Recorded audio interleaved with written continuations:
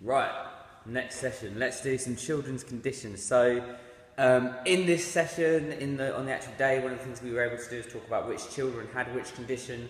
Unfortunately, obviously due to safeguarding and confidentiality, we can't give you details about any of the children. So I'm just going to talk to you about some of the conditions that exist, give you a tiny bit of information about them, and then kind of that will be something to go by, and then you can kind of obviously work out yourself. When you read the details of the children, you'll see which ones have what, etc. If you want to ask me any more questions about that, obviously please do. So I'm going to just work through them in the order that are in your book. If you turn to page 21 of your book, you should be able to find all the conditions there. If you just make some notes on each one about what it is, then we'll go from there. So firstly, we'll start with Worcester Drought syndrome. This is a mild form of tetraplegic cerebral palsy. So it's a type of cerebral palsy. We'll talk about cerebral palsy in a bit, but cerebral palsy is basically just a condition which affects your brain and means that sometimes your brain can't send signals properly to your muscles and able to work properly. Worcester Drought mostly affects the throat. So the muscles around your mouth and throat, it means you can have difficulty swallowing, have difficulty with eating, and with all sorts of things like that, sometimes with speaking as well. Often children with Worcester Drought syndrome really struggle to kind of speak properly. It can also give them difficulties with their coordination, their learning, their behaviour, and sometimes that can also cause epilepsy. So there are only a few children who have it here, but it's still quite an important condition to be aware of. Sometimes it's also a condition that can cause stuff like dribbling and that kind of thing. So it's just be aware of the children who have that condition, that we are being sensitive towards them and not making fun of them or kind of picking up on some of the things that they do as a result of their condition. Next one is Coughlin-Lara syndrome. We have one child at Park who has that. Many of you will probably know who that is. Obviously, we can't say who. So it's a rare genetic disorder characterised by a slanting space between the eyelids, a bulbous nose, soft hand and tapering fingers. So this is a developmental condition. It has kind of physical side effects. It has a lot of developmental side effects. It's a bit of a degenerative condition as well. So sometimes the life expectancy of this kind of condition isn't particularly good, and often you have to work your muscles and get the children who have this condition to work themselves quite hard, to make the effort to walk, to use their words, to play, to do things, to ride a bike, basically to keep working themselves in order to keep themselves kind of physically stimulated. Otherwise, if they're not careful, they physically can deteriorate quite quickly and quite seriously. Moving onwards to Down syndrome. So Down syndrome is a condition which affects your chromosomes basically. It means that you have one missing, if I remember. My notes aren't telling me, so I'm just kind of saying that. Most babies born with Down syndrome can have floppiness. They can have eyes that slant upwards or outwards. So often you can see kind of when you see someone with Down syndrome, you can often you can tell from the way that they look, but it doesn't mean that it is a physical condition. Often it's actually, well, what it actually is a developmental condition, so it affects their intelligence and their developmental ability and all of that sort of thing. Some of the things to watch for with Down syndrome, I mean, also the other physical thing that it says here is that there's they can have like a small mouth or a tongue that might stick out. That's often something you'll see, that they can kind of look sometimes like they're panting.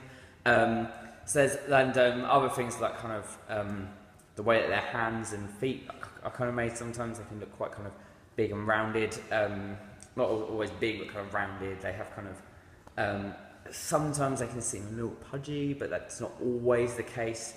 But for a lot of people with Down syndrome, even though they physically can show certain signs of the condition, as I said, it's a developmental condition, not a physical condition. Things to watch for with Down syndrome as well in terms of health is sometimes they can be much more susceptible to things like congenital heart defects and other kind of medical complications like that. Many people with Down syndrome, though, go on to live really kind of fulfilled lives. Many can get married, live independently, have jobs, hold down a home, all of that kind of thing. So there's a lot of barriers that kind of don't hold back people with Down syndrome.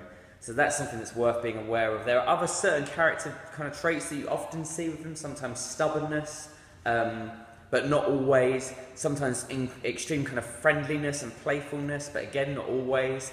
Occasionally a lack of maturity and understanding, but again, not always. So there's a lot of things kind of just to bear in mind of Down syndrome. It tends to be quite a complicated developmental condition, which sometimes it gets pigeonholed into what you see physically in front of you. Next, you have cerebral palsy. So this is a condition caused by injuries to part of the brain that control our ability to use our muscles and our bodies. So you have two different types of cerebral palsy. One where the muscles are particularly stiff, so kind of they can struggle to move a little bit. And then another type of cerebral palsy where the muscles can be quite dense and lax. So they kind of can't support themselves properly. Maybe they kind of fall over, etc., etc. So it usually affects the way they walk. So you'll see sometimes children with like a clawed hand, or who kind of walk a bit stiff. One side might be particularly stiff. All of those sorts of things might suggest that someone has cerebral palsy. As well, sometimes you'll find a lot of their facial muscles can droop and they can struggle to talk. If anyone's seen Breaking Bad, one of the characters in Breaking Bad again kind of walked as if he had a limp and talked with a bit of a slur and his facial muscles sometimes looked a bit like kind of like lax. And that was because he was a character with cerebral palsy. And I think as well, if I remember rightly, the actor who played that character also had the condition. So that's if you want a kind of an interesting kind of look at cerebral palsy in action, Breaking Bad is a good show, and it's also somewhere where you can find that in action. So going on, attention deficit hyperactivity disorder, so ADHD. So this is a condition that can make it hard for a person to sit still or control their behaviour or pay attention. There's a lot we don't know about ADHD. ADHD is an incredibly commonly diagnosed condition. So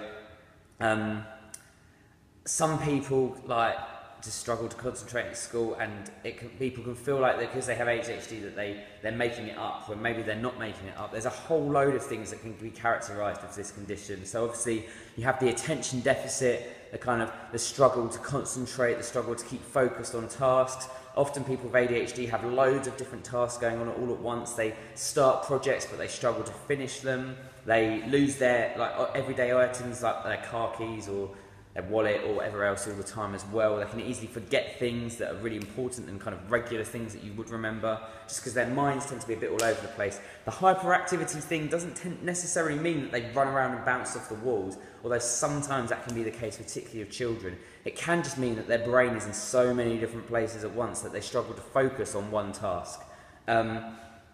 So you have all sorts of different kind of aspects to kind of build out of this condition, essentially. It doesn't mean that they're going to be absolutely hyperactive, running around all over the place. Many people with ADHD tend to take medication to try and control and calm their nerves, essentially, and kind of slow them down a little bit. So often you might find that some children with ADHD do have tablet time and that kind of thing when they're here.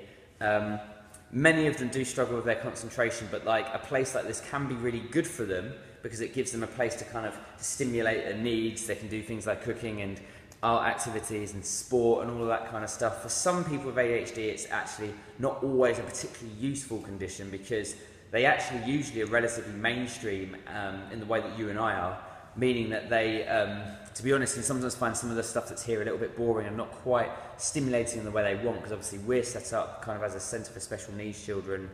Not all of the particularly teenagers who come here sometimes feel that they've got enough to do. So we've got to be really kind of doing our best to be on their level, to interact with them, to help them kind of engage.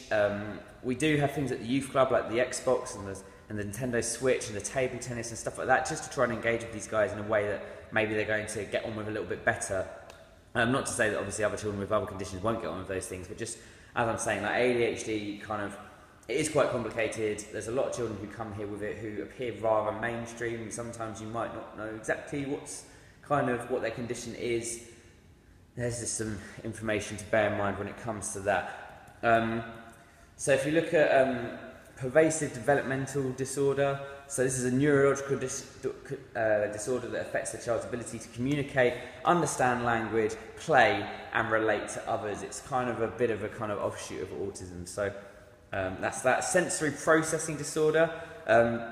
This one is quite interesting. So it's a condition that exists with multisensory integration. It's not adequately processed in order to provide appropriate responses to the demands of the environment. So what that jargon is kind of saying is essentially they're sensory. So if you think about our senses, like we have our, obviously sight, our taste, our touch, our hearing, and our smell.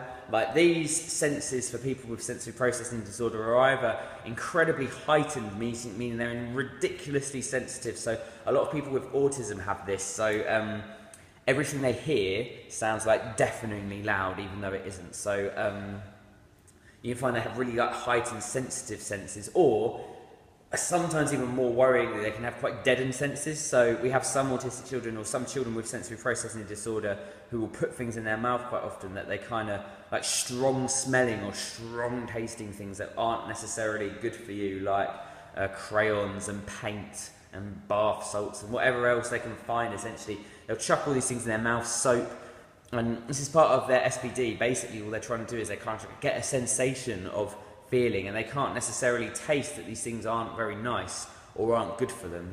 So it's quite important, again, obviously, to be on the ball with people with this condition. It also means that some of these children won't feel pain at all. So they could break their arm and they would just carry on as normal and not necessarily they obviously won't realise, but they wouldn't necessarily act as if anything was wrong.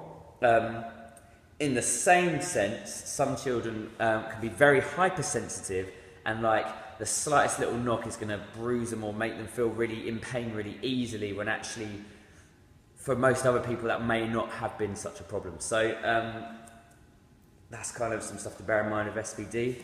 Moving on to ASD, so autistic spectrum disorder.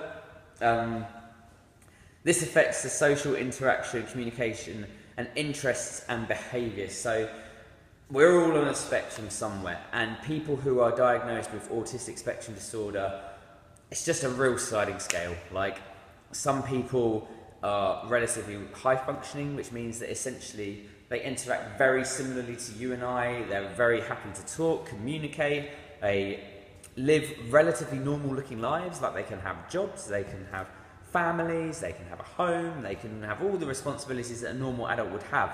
But at the same time, there are certain aspects in which they may struggle. So whether it's to do with things like changes in routine or social integration, social interaction, processing certain things within society, it could be like they get frustrated with certain sensory processes or certain sensory things, like as I said earlier about things like noise or touch or taste. So some people kind of are on that scale, and some people are on a way other end of the scale. So don't communicate particularly much, maybe not at all with people, to be honest, unless they absolutely have to. May or may not talk, but those who do talk, you'd almost think were non-verbal, because they're not really interested in talking to you. They are interested in maybe reciting a song or a game or something that they've seen on the television or on YouTube. They may get particularly stimulated by certain kind of things that they watch again and again and again. So we used to have a lot of children, and we still probably would if we had this many TVs. We used to have about 4 or 5 TVs made out in the main area, and they all would have video players, and all the children with the kinds of conditions often would kind of take a film and watch the same 10-second clip again and again and again and again, and that was them stimulating themselves in a sensory way due to their autism. There's all sorts of things that you can do to characterise autism. There's so much to be said about it. And all of them have their little traits and their little things. Like some of them, like, we talked about talking and processing language, etc. Like some really like to walk on their balls of their feet and kind of walk on tiptoes. That's something they do just kind of because they feel like much more balanced there, whilst they feel more like they're going to fall over if they're standing on the whole foot, which obviously for a lot of people isn't the case. But then again, some people without autism do that, so that's where it's complicated. Like, some people with autism have quite extreme OCD. I have a child that I look after, and when I pick him up in my car, he has to sit in the front seat. If we then go out to go to Tesco or something, he then has to sit in the back left seat, and then he has to sit in the back right seat if we get out and go back in the car again. But I know other people, like my sister has certain places in the dinner table. We always have to sit there. doesn't matter how many guests we have around, we all still have to sit in the same seats. So, and Esther doesn't have autism. So, when you look at it, autism is one of those things that is just incredibly hard to pin down and totally define. There are so many offshoots of it, there is so much to understand. I guess the main thing to bear in mind is that this is largely a social condition. So the people with autism will not necessarily struggle physically, they may not struggle mentally. A lot of autistic people are incredibly intelligent, brilliant with maths and with music and with all these other kind of logical things. But socially they can struggle to communicate, to interact with the world as we know it.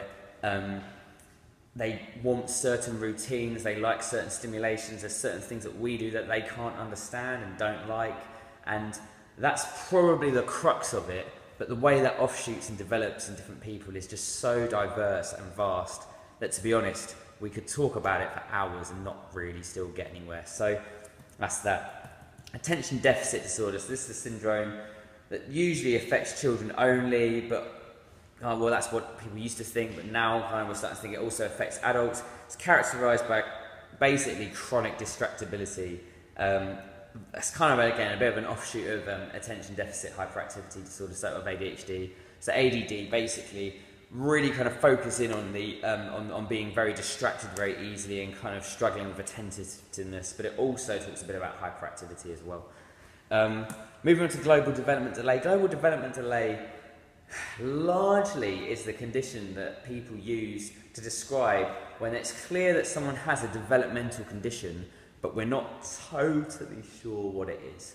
So this tends to be diagnosed in children of all ages right up to 18, and it's usually diagnosed for having a lower intellectual function. But there are physical offshoots of this as well. So, you know, we have one child who comes here who is about 11 and he is very small. He's probably comes up to about here on me. He can't talk. He has the kind of functioning mind of an 18-month-year-old. He loves to play kind of peekaboo and patty cake and all these other things, and yet he has the same condition as some of the 16-year-olds we have here, who maybe have the kind of the cognitive skill of like a 6-year-old, who really love to kind of play funny games and play with the Barbies and laugh at you and press the fire alarm and making mature jokes and all that kind of thing, and yet it's the same condition, and the way it manifests in different people is different. For some people with global development delay, it manifests very much physically. It can be very hard for them to move, to interact in that kind of way. For a lot of them, it tends to be an intellectual thing. And as I said, it's a developmental condition. So essentially, the people's intelligence and maybe their ability to process information, to understand instructions, all of those sorts of things tend to be hampered a little bit. So that's kind of the stuff you're bearing in mind with global development delay. But again, similar to autism, it is such a vastly complicated condition, to be honest, that it's very hard to know exactly what to say, I guess. You can't just kind of pigeonhole it into one thing.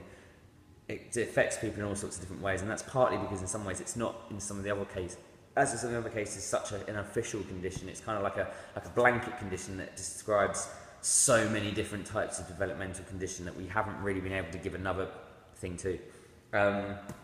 Asperger's. So Asperger is a word that is sometimes used to describe autism, but it's kind of like a high-functioning version of autism. So I guess this is kind of, significant difficulties in social interaction, sometimes in non-verbal communication. So people with Asperger's, I guess, tend to be on one end of the spectrum, potentially on the slightly higher functioning side. If we go to 12q deletion, we do have one child, I think, who has this here. So it's a rare genetic condition where one of the child of the body's 46 chromosomes is missing. It can cause a variety of physical or mental difficulties depending on where the missing part or chromosome is. So, it's a bit unknown exactly how this will look for each person, but it tends to cause, as I said, physical or intellectual difficulties.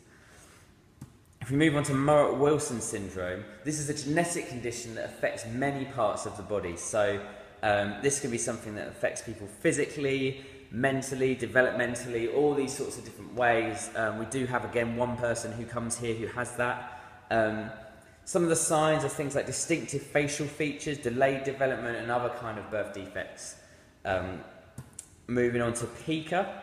So pica is a persistent craving and compulsive eating of non-food substances. So pica is essentially a condition you have when you just all you want to do is eat things that aren't food. Obviously, we talked already about people with SPD who kind of have like a numbed sense of taste, so they chuck in their mouth quite a lot of strong smelling or strong tasting things to get a bit of a sensation. Pica kind of comes under some of that as well. So I think one of the children that we have who comes here who has pica also has SPD, and the two of them kind of come hand in hand quite a lot in the way that they are kind of understood. I think as Park, we are still trying to understand this condition a little bit. I don't think we've had as much experience with it as we have with some of the others. But as I said, the main kind of element of it is it's difficult to want to eat real food. So you kind of have a craving for things that aren't what you would usually want to eat. Moving on to epilepsy. So epilepsy is a physical condition which suddenly unexpected changes in the electricity in your brain occur. So you have two types of epilepsy. You have so some epilepsy, which, let me get this right. So you have partial epilepsy. So like a partial seizure or a complex partial seizure will be when a certain part of the brain is affected. So this won't necessarily mean that the person goes unconscious. So they may be conscious. They may be able to slur words, but that's very rare. They might be able to it looks like they're looking at you. Sometimes they'll wander around in random directions, and all these sorts of things, but they are still in a seizure, and they will appear incredibly confused and disorientated and not really know where they're going. So that's the seizure like that. Other seizures are seizures which basically take over the entire brain, affect the whole thing. For these seizures, the child will become unconscious. So you have a few different types. So you'll have some seizures. So the most well-known seizure is a tonic-clonic seizure, which is when someone will become incredibly stiff and fall to the floor, and then their limbs will jerk up and down and in different directions, and the whole kind of body will become very jerky whilst being stiff. There's some types of seizure where they'll just become very stiff, or perhaps there's others where they'll become very floppy. There is absences, so in an absence someone will kind of be with you, but they might just suddenly stop and stare into space. And these obviously can be very difficult seizures to spot. Often when the person has had an absence, they won't always realise that they've had one, and obviously because they were absent, they won't necessarily know what they've missed. Meaning that some children with epilepsy can have something like 20 absences in a school lesson, for instance, and it looks like they're just not paying attention and they don't give a monkeys about their work. But actually what's going on is that they're having absences, and this is meaning that they're obviously struggling to retain all the information because they're not taking it all on board as a result. The way that we deal with epilepsy here, we're going to talk about it a little bit in the dealing with emergencies section, so I'm not going to dwell on it too much. But if you are given a panic alarm and a stopwatch, that is a key sign that your child probably has epilepsy. If the child if that were the case, you'd need to be reading their care plan so you can make sure that you know what you're looking out for, what their seizures will look like, and what things might cause their seizures. And then that means that you can press the panic alarm and notify the team leader that the seizure is occurring by pressing it, and then you start the timer. Often seizures almost always need to be timed, because if they take a certain amount of time, that's when we have to do things like phone the ambulances or administer meds. Moving on to the next, tuberous sclerosis. So this is a very rare genetic condition which is caused mainly by non-cancerous tumours which develop on parts of the body, such as the brain, skin, kidneys, heart, lungs, etc. So this condition, it's not necessarily life-threatening. It doesn't necessarily massively alter people's condition, but it can do. One of the cases that we have at Park is of someone who has a kind of non-cancerous tumour in the brain, and this actually is something that can cause them to have seizures. So there are obviously quite dangerous and potentially problematic side effects that can come from this, even if the actual tumours themselves don't cause any massive harm. So that's one thing. And then moving on to dyspraxia. So dyspraxia is a condition which affects the physical coordination of a person and can make them appear as if they're quite clumsy. So if you think dyslexia is when you're reading, the words kind of jump all over the page and you struggle to focus on words and to write properly and all that kind of thing. Dyspraxia is very similar to that. The only difference with it really is the fact that you are, it's your physical coordination rather than necessarily your mental coordination of kind of writing things and kind of processing like that. So, as I say, it can make you clumsy, make you able to trip over a bit more easily, maybe you have trouble with things such as tying shoelaces, etc. So, there's a few different things like that just to be aware of with it. Obviously, a lot of the children who have dyspraxia may well appear to function relatively normally as a result. So, kind of just being patient with those people and realising that, you know, that the condition is still a condition. So, that's a big old whistle-stop tour for a whole load of conditions. I hope you found some of that information helpful and you've got plenty of notes in your book. Obviously, we can't cover every single condition that has ever existed and been known to man because there just isn't time. But hopefully, that gives you a little bit of information. The only other caveat I would add to it is that the most important thing when we're looking at dealing with conditions of the children is that as much as the conditions are helpful to know about, they can give us some extra information, they can kind of keep us aware, actually, they're not as important as knowing the personalities, and we want to actually know the children well. If we know the children well, and we understand the children in terms of their personality, that will get us a lot further than knowing their condition, because as I've explained with quite a lot of the conditions, they can manifest in so many different complicated ways that knowing one child of autism means you know one child of autism, for instance. Better rule is maybe to think that you've got 3 types of conditions. So you've got physical conditions such as cerebral palsy, which are affecting people physically, and epilepsy obviously is another one of those. So you're going to have to obviously also assist physically with that child. There's other conditions like developmental conditions such as Down syndrome and global development delay, where the child is hindered developmentally. So you're going to have to help them developmentally, which means you're going to have to help them develop. So helping them to understand instructions, being clear with them, helping them with their writing, their processing, their understanding, all of that kind of stuff. And then thirdly, some conditions are going to be social, so you are going to have to help those children socially. And obviously ADHD and autism are 2 of probably the most common things there. So just helping kind of give them space, understanding their routines, learning how they want to live, how they want to act, how they want to move, and trying to adapt around them as much as possible. And when they're doing things that aren't socially appropriate, working out ways to make that clear to them without being impatient and frustrated. So, as I said, physical, developmental, social conditions, that's kind of the best way to categorise conditions. Other than that, like, you know, as I said, hopefully the information's been helpful, and it's probably time for us to move on to a new session.